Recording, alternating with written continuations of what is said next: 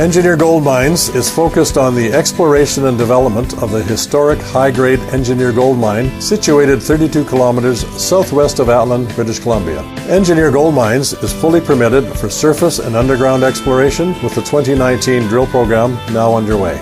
Engineer Gold Mines Limited trades on the TSX Venture Exchange, symbol EAU. For more information, please visit us at engineergoldmines.com.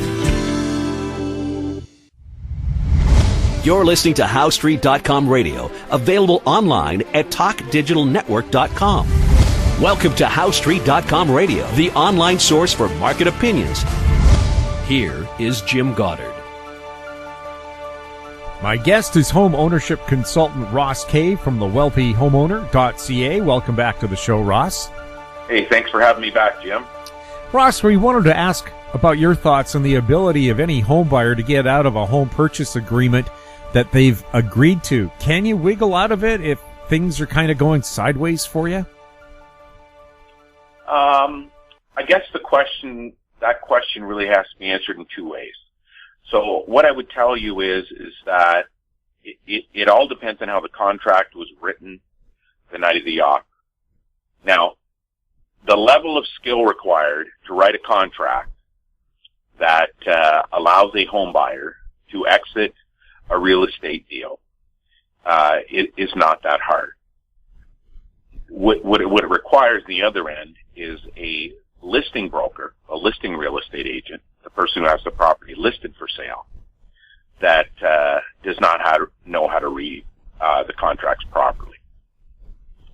What I mean to say is that commonly I would write clauses that would be accepted by other real estate brokers for my buyers, that were commonly accepted by the listing brokerage, that I could have used for my client to get out of the deal. Now, I didn't ever express that to my buyer client that that's what I was doing, but I was doing it in order to be able to offer that should something in the future change that they needed to get out of the deal. It's just how I viewed my service. On the flip side, I would say probably 75 to 80% of all the offers that came in on the properties that I had listed, I would change the clauses so that the buyer couldn't get out of the deal. So let me preface this conversation this way. I know that there have been court proceedings over the last 30 years that generally suggest home buyers can't get out of a deal, and I would say generally those judges have come to the right conclusion because the way that the offers were written did not provide an out for the buyer. They were enforceable contracts. I would also say that, generally speaking, the buyers in all of those cases could have sued the real estate brokerage, both the selling brokerage and the listing brokerage, and at least had all of the commission fees that were paid in the transaction refunded to them. Probably you could have got substantially more than that because the real estate brokerages really do not want you to file charges with the provincial regulator against them. Consumers should understand real estate brokerages are governed by fear. Fear governs the entire real estate industry, brokerage industry as we know it today. The Canadian Real Estate Association controls their members through fear. They've used this control methodology since the 1980s when the first Competition Bureau complaint came out. The general public has no idea the letters that were written to scare real estate brokerages across the country into bowing down to the Canadian Real Estate Association over the years. But I will tell you, Jim, this brings up another point, because every one of these court cases is invaluable for homeowners or home buyers to understand what is the result of these court cases. On this show, continually, we have talked about how it is impossible for a home to increase in value over 30 days. We have said that repeatedly on the show. I have gone on further to say that home prices really don't change in 90 days. The reason that I give these answers is because it's the court proceedings that legitimize house price change or delegitimize house price change. The The buyers, when they're looking to get out of a deal, generally are represented by lawyers who don't understand how housing markets work, and they meet judges who believe the myths that everybody tells them. What the judges don't understand or have not been educated about, because they haven't seen the other court cases that they're going to be drawing upon to make their own conclusion, their own judgment on a case, is that there has not been a single court case that I have reviewed over the last 30 years where the appraised value of a property changed over a 30-day period in a court of law. There has never been evidence provided by any appraiser in the country over the last 30 years of all the court documents proceedings that I have reviewed where a single instance of house price change over 30 days has been accepted by a court of law. Now, what that means is that someone into foreclosure has come to a court, and they have said that the value of their home was higher than what the bank is claiming it to be now as they're seeking damages. Appraisals done 30 days apart, which often people fighting against the foreclosure will try to use, are universally rejected by the courts, because there will not be another comparable sale that takes place within the closest 100 homes to the home being foreclosed upon that the court can rely upon. And as such, the courts have ruled consecutively for 30 years, house prices do not change over 30 days. There is not a bank in Canada who will accept an appraisal from the same appraiser on the same property 30 days apart, where none of the closest 100 homes to the subject property have not sold in those 30 days, that will allow that appraisal to change. Not a single instance in the hundreds of court cases that we review. We review court cases because court cases are the only place that real estate myths are legitimately debunked. They're legitimately debunked in a court of law because you have one side of the argument, house price change takes place, against the other side of the argument, no house price change has taken place. You have all the evidence collected legally by the professionals required to review the transactions or the values of the property, which in turn are given to the court under oath. That is the only place where all the salesmanship is eliminated, and that only the hard data is used to make a decision on house price change. So let me use this example, because this is a double whammy to the question you asked me, can you get out of a real estate deal? There was recently a decision in the Ontario Court of Appeal on someone who had purchased a home in early 2017 in the Greater Toronto area. It was almost a $1.9 million property. I think it was $1.871 million, okay? They purchased that home, and then the following month, the government brought out the 15% non-resident speculation tax in Ontario. The buyer refused to close on that property, and they blamed it on the spec tax. Okay, so we have a buyer trying to put false blame, because in other words, you would never be able to substantiate the tax was the cause for the slowdown in the housing market, because the housing market had already started to roll over that fall, which the only place that would be proven is in a court of law in Canada. What these buyers did is they refused to close. Now, the owner of the home only has one option. Well, they have two. They're going to continue to sue the buyer, but they also have to get rid of that property because they probably have purchased something else themselves, predicated on their own home selling for $1.871 million. What happened was within 90 days of the first offer at $1.871 million in a competitive offer situation. In other words, not only did one buyer believe, I'm not saying it's true, they believed that this property was $1.871 million, but multiple buyers believed it, multiple selling brokerages believed it, multiple selling realtors believed it, multiple appraisers or banks believed it because they would have financed the properties on these unconditional offers.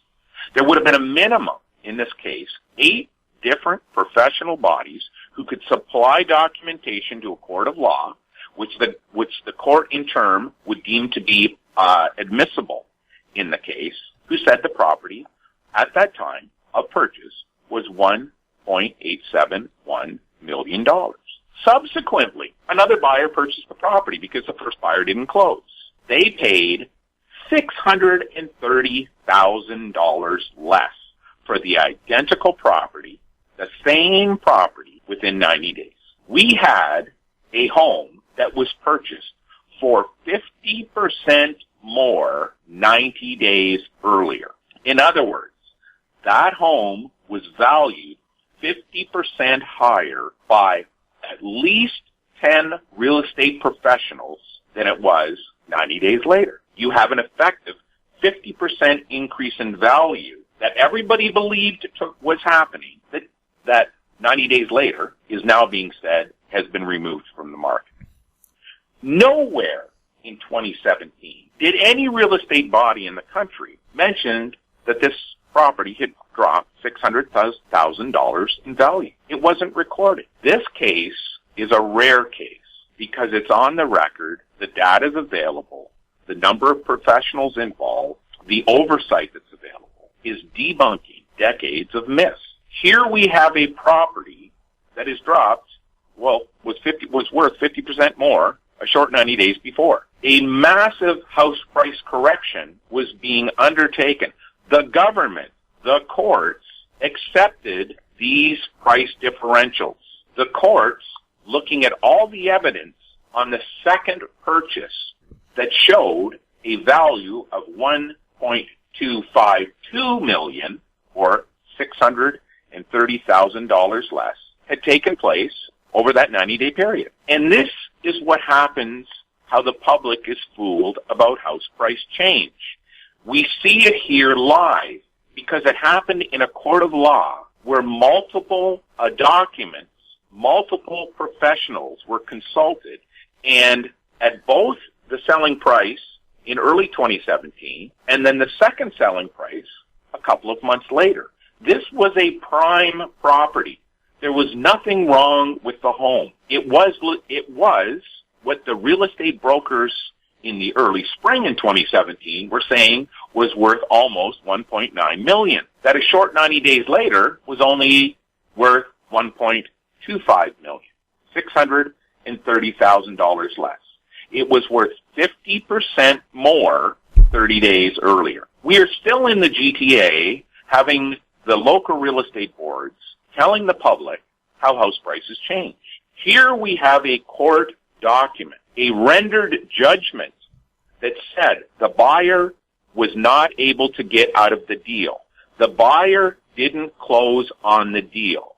The buyer now has damages outstanding of $650,000 because not only did they have to pay for the drop in price, they also had to make up all the court costs.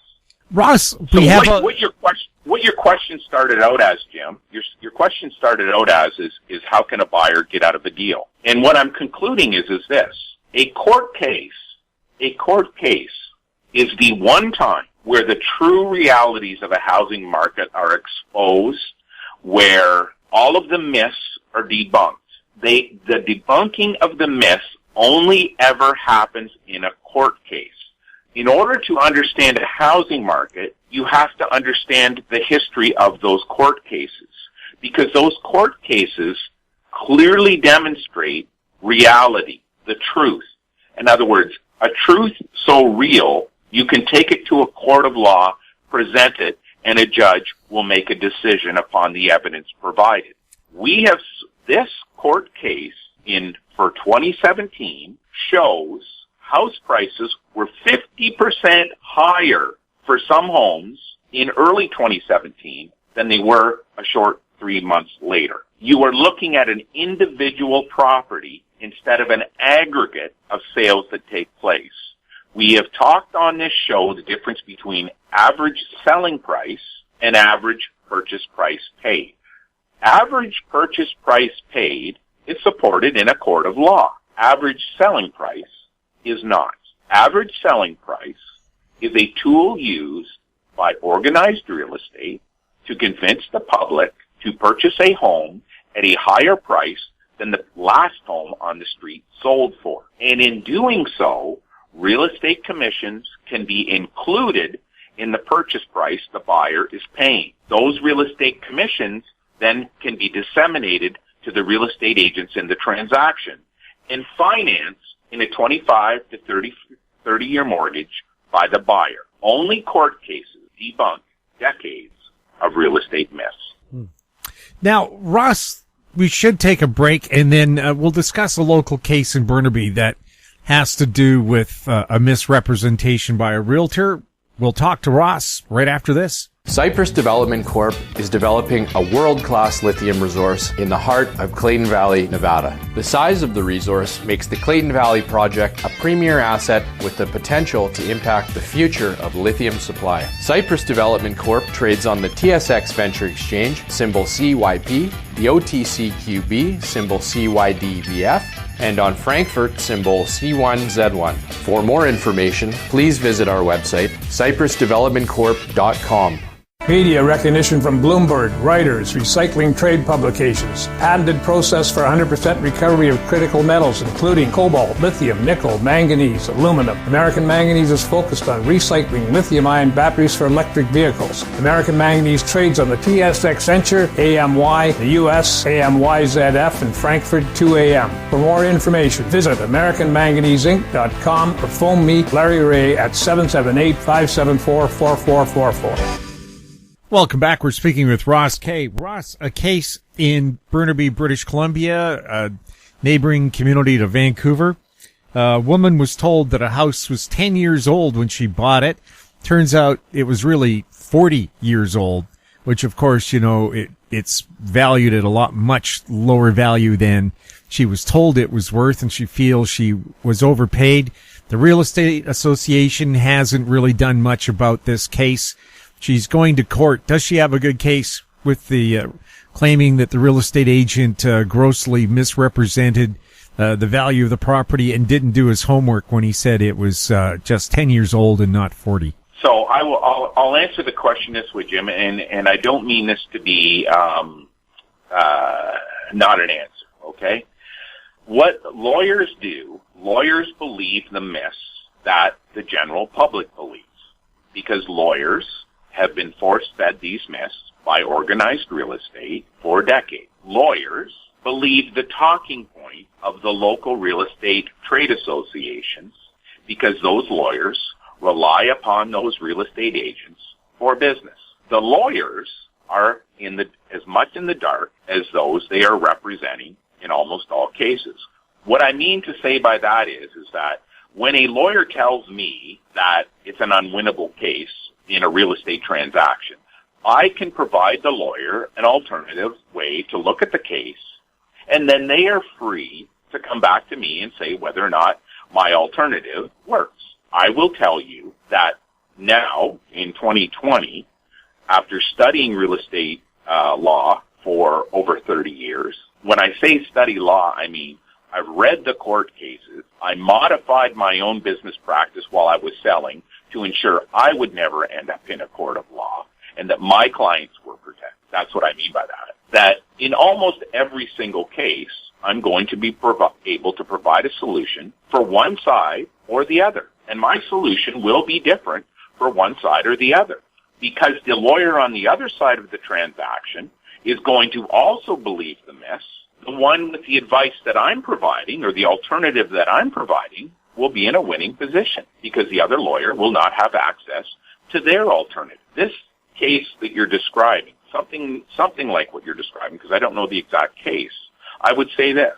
Did she have a buyer sales rep working for her? Did she have a buyer broker working for her?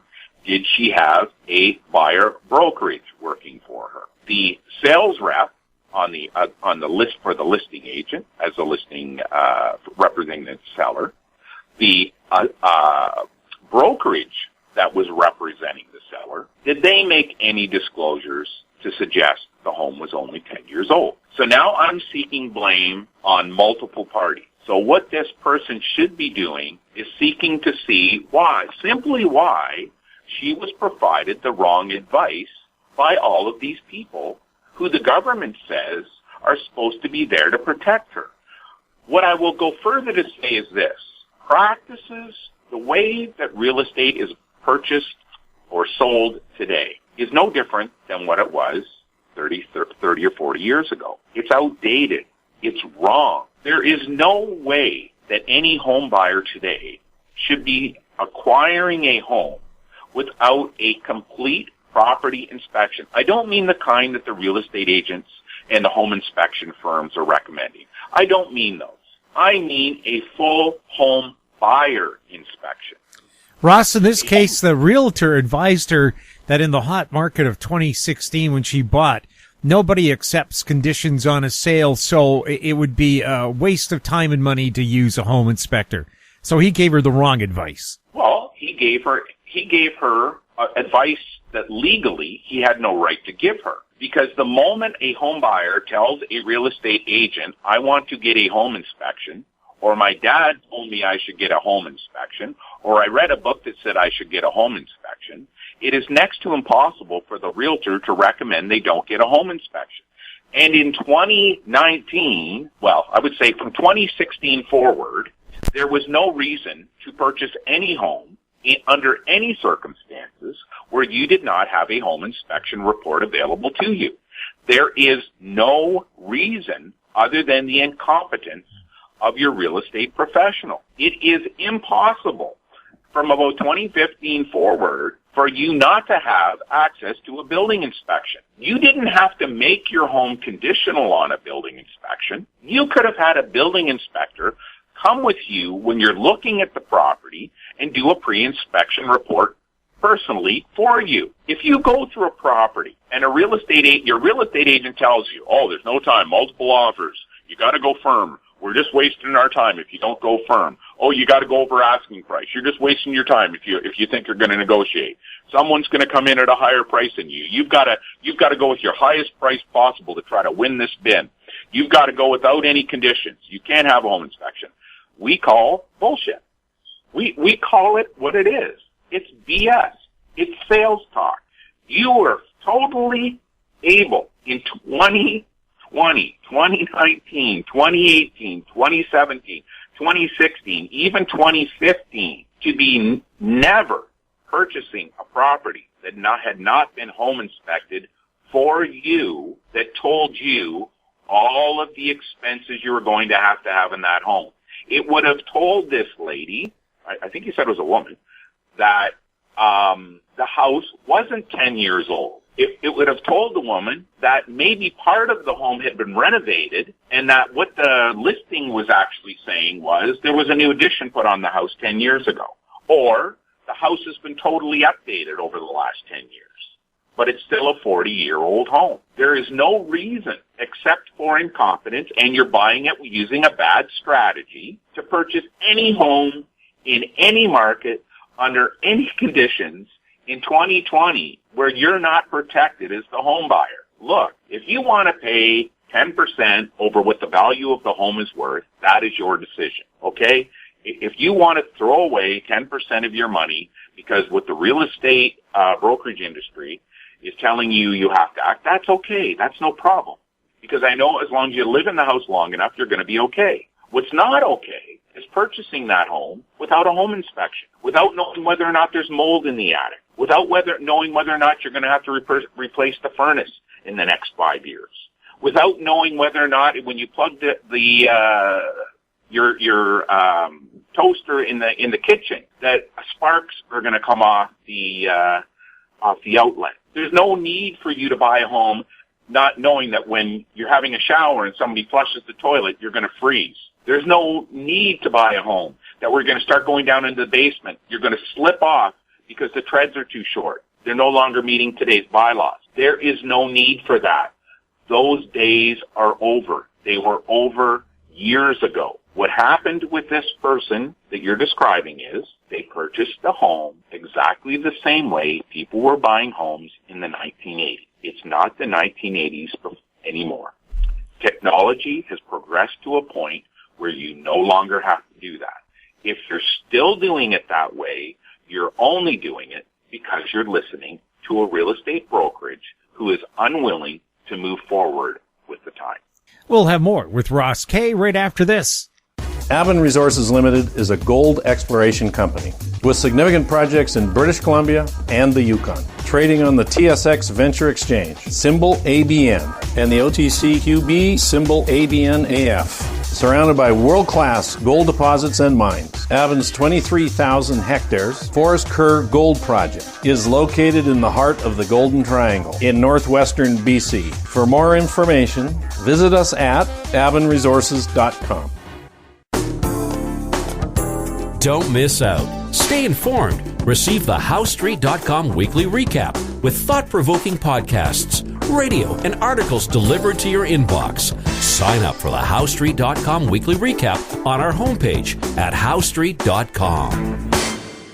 Welcome back. We're speaking with Ross Kay. Ross, a big-name realtor in Vancouver, is claiming the house price declines posted in social media in Vancouver are fake news, and those owning the accounts are trying to mislead the public. Do you follow any of these accounts, and do you believe they are cherry-picking the biggest declines to be posted?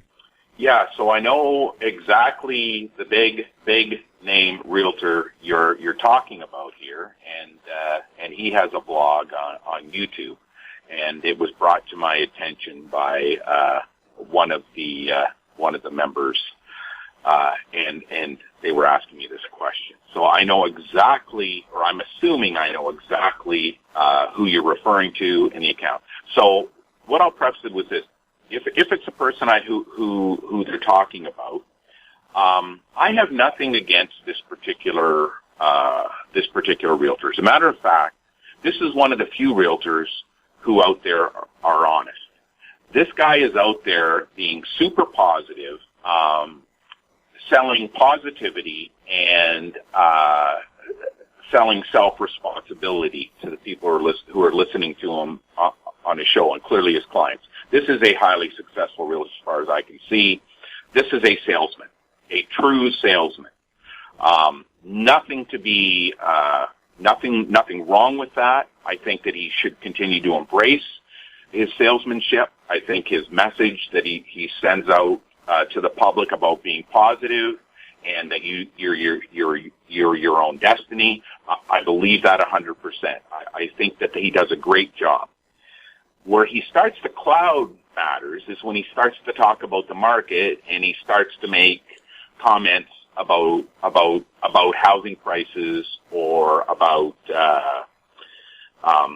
I guess when he tries to interpret data. I know in the last one he used active listings to sales ratio, which again, we debunked this with data in 30 seconds. If he sat down and saw the way that we look at things, he would have it debunked in 30 seconds. He just was never trained that way. But anyways, in this post, he was out there almost chastising some of these folks that are out there working to try to save people in Vancouver from making mistakes. These people have been out there for a long time. Now, I don't know who these people are in these social media accounts. I don't follow them.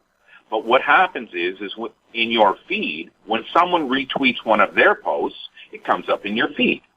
So that's how I see them. I can't follow them because I have to follow things that we need to address. And you're not going to be addressing something from a general member of the public who you have no relationship with. That's just not going to take place. But what I can tell you is this. Some of these guys are spending a lot of time, and girls are spending a lot of time searching out properties and trying to see what the real house price change is.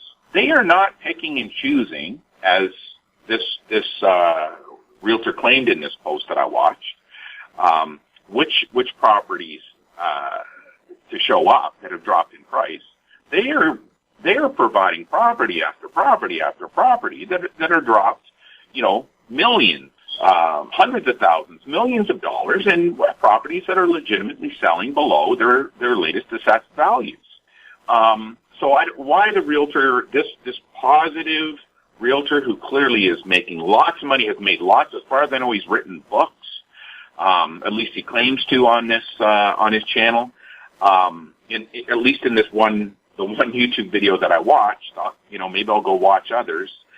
Why he chose to pick on these people, I have no idea. I also know that he went too far because as a salesperson, he is not supposed to talk about housing markets unless he can substantiate what he said. He was criticizing, I guess there's someone in a newspaper article where someone was saying they timed the market and they exited the market in 2016 and then they bought back in 2018. And it was a condo that they were referencing. So he chose to pick and choose himself this one article to try to debunk these dozens or hundreds of other postings on social media of house price decline. Well, what he didn't say is that, of course, in 2017, the reason why one-bedroom condos continued to sell was because the government put in that 1 year only first-time buyer incentive in British Columbia. He didn't mention that. Why did he not mention it? Well, because he doesn't understand that's what caused condos to continue to sell while single detached homes were falling off the planet in Vancouver. Okay, now falling off, I understand people say, hey, Ross, 1.2 million, 1.4 million is still crazy for a single detached home. Yes, I agree with that. But that's a substantial difference from what they were selling for in the spring of 2016. Why he didn't continue on and say but remember, the reason why condos peaked in early 2018 was because of that first-time buyer incentive that was 1 year only in 2017, and the final peak of the market happened in the spring of 2018 when the cheapest home condos were no longer selling because those buyers had left the market because the incentive was removed, and the group of buyers who had still yet to buy, because those first-time cheap buyers purchased their properties in the fall of 2017, had to then go out and buy their next home in the spring of 2018, where peak condo price was recorded. He didn't say that. He tried to discredit these other regular Vancouver housing market followers who are simply trying to find answers. They're simply trying to find out, are house prices really going up 40% like the Real Estate Board of Greater Vancouver told us in 2016? And are they really not decreasing by 20, 30% like we seem to be seeing when the sales get posted on the local assessment office? They're just trying to figure those things out. There's no need to pick those members of the public out for him to do that. He needs to leave them alone. He is a salesman with a great message of positivity and a salesman's attitude, which he has nothing to be ashamed of. But embrace it. Embrace who you are. Don't pretend to be something you're not. This fellow is a positive guy. He is a salesman. He is using the same talking points that I have heard for 40 years, and there's nothing wrong with them. Just don't pick on other people who are saying what's actually happening in a housing market by giving you actual instances of house price change. Because the only place where those social media accounts would be proven true would be in the court of law that we talked about in the first segment of this show. Ross, as I like to call them, they're citizen reporters. They talk to their neighbors. They find out what's going on with prices. They check with realtors themselves. They're just reporting what they found. They have no reason to lie about it. And plus the fact we're all television reporters because we all have video cameras in our phones now. So I think this is just a case of citizen reportership. I agree, and it's a different world that we're in. You know, when the Canadian Real Estate Association was launching their data distribution facility, I was still selling, and I was against it. So I had a national campaign called Stop the Insanity, which tens of thousands of realtors from coast to coast agreed with and signed up to adhere to stop the data distribution facility. Okay. The reason why I suggested that they have it stopped was because you knew that there would be a tipping point in social media where everything that you're saying is going to be debunked. What I mean to say is that all those decades of misrepresenting stats to the public as data is going to be debunked because of two things. One, social media. You have, like you said, what did you call them? Citizen reporters? Citizen reporters. There you go. You have citizen reporters who are going to data mine every single piece of data out there and looking to find the truth. The second thing that's going to happen is artificial intelligence, AI, which is going to be applied against real estate data. You have IBM Watson out there right now of publicly available AI software that when we plug in our real estate data set to Watson, it chucks out the answers we expect it would chuck out if it was using our algorithm, if it was using our way of measuring the market. It chucks those items out. We are not telling it what to do, but it's able to chuck that out in one format or another that we can see, there it is. It's the truth. That is the other greatest fear of organized real estate, which they're not even aware of. Big data, artificial intelligence, is going to debunk everything organized real estate has told the public for decades. You can't avoid AI in the same way you can't avoid citizen reporters. These citizen reporters are like a court case. They're looking at real estate at a granular, singular home to singular home reporting. They're not looking at 10 different random homes, 12 different random months a year. They are looking at individual homes repeatedly sold. They're comparing only the properties that have been purchased and resold in short periods of time.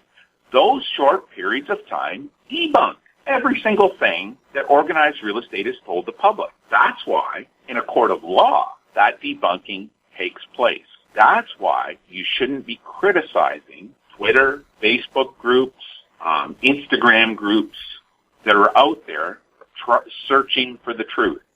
Now, they're not going to find the full truth because they don't understand how a housing market functions. That doesn't mean that they can't identify trends that they see are happening. They're not looking to forecast trends like we do. They're looking just to see what's happening today and provide an answer to it. Ross, it's just like dog walkers. They know everything that's going on in the neighborhood because they gossip when they get together. And as a reporter, I never take what people tell me to be true, but it's a good tip to what to look into to find out what the truth is.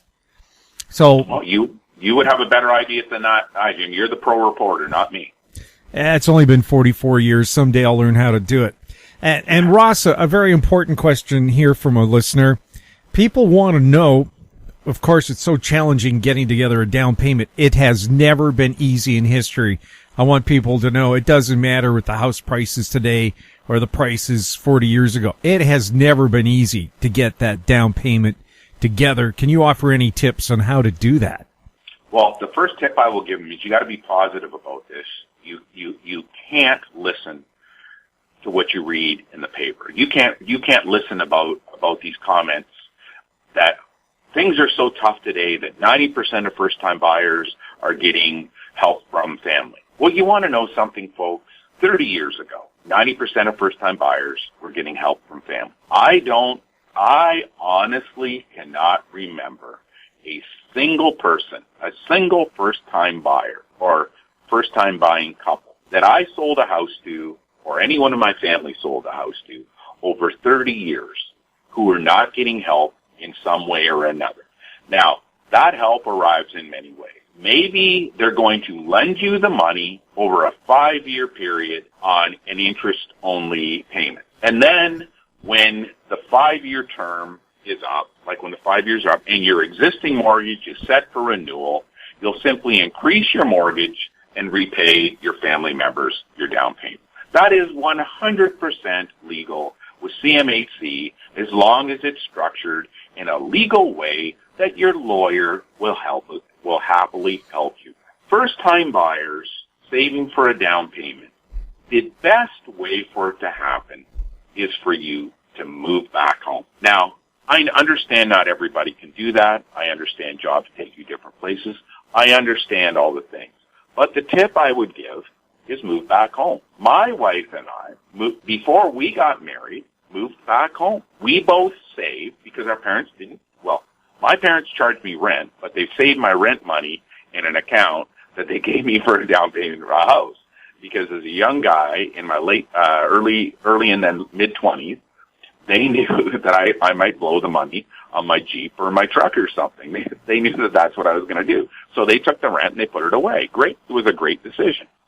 My wife, she saved the money in the loan. She was more better with her money. So she saved it on her own.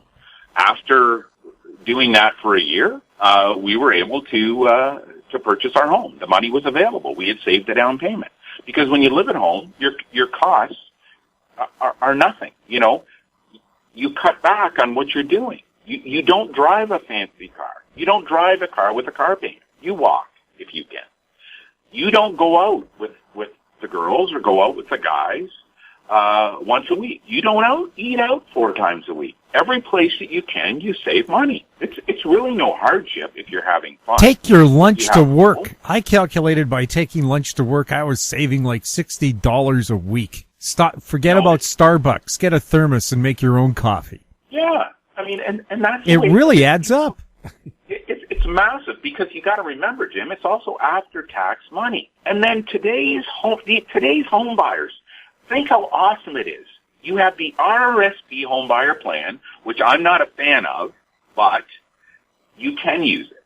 You have your TFSA account, which I am a super fan of. I think the TFSA is the best tool other than home ownership ever created to build wealth. And this current generation of home buyer has a staggering amount of room in a TFSA that they can actually go borrow money to put it in the TFSA, which, if structured properly, they can then extract to use as a down payment on a house and purchase a home with, it's never going to be 100% down, but probably 98% down in reality if it's structured properly, legally, fully disclosed, so everybody knows what's going on, backed by your lawyer. This is all possible. When you get into these discussions about people having to median income earners have to save for 6, 12, 25 years to build up a down payment on the average price home. Guess what, folks? First-time buyers don't buy an average price home. They don't today.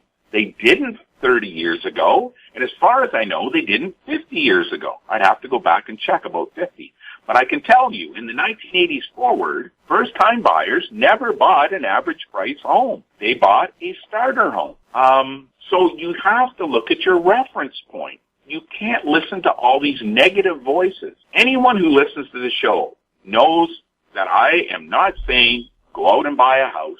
I am not saying that things are not challenging. What I'm saying is this is the reality of what's going on. There are many ways to save your down payment in your house. If home ownership is going to be the foundation of what your wealth is built upon, you are going to have to make compromises.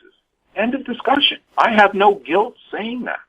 I made compromises. My kids are going to have to make compromises. My parents make compromises. I mean, when people are talking about a down payment, let me explain this to people. Let me give you this perspective.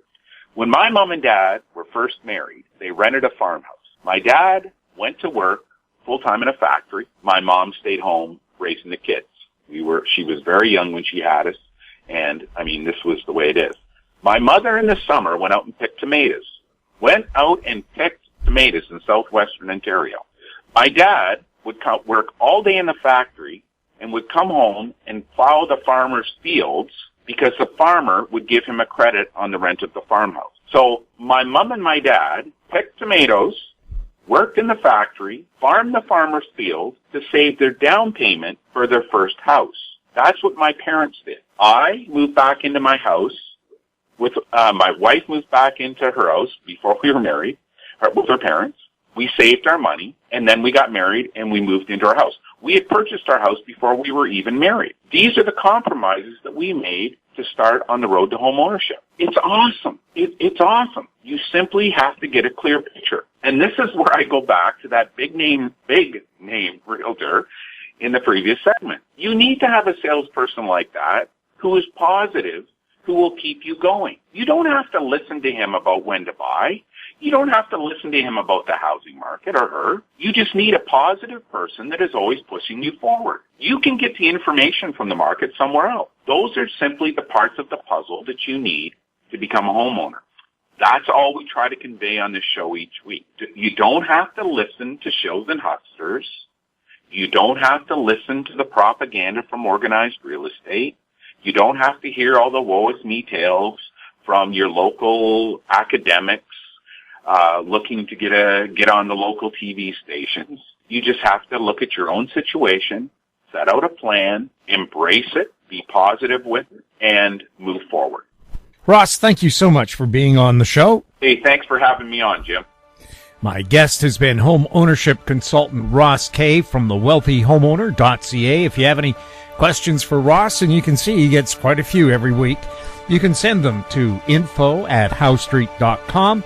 Find us on Twitter @HouseStreet, our YouTube channel, Talk Digital Network. We're also on Facebook. I'm Jim Goddard. Thank you for listening. Comments made on HouseStreet.com radio are an expression of opinion only and should not be construed in any matter whatsoever as recommendations to buy or sell any financial instrument at any time. Available online at TalkDigitalNetwork.com. HouseStreet.com radio is a production of House Street Media Incorporated.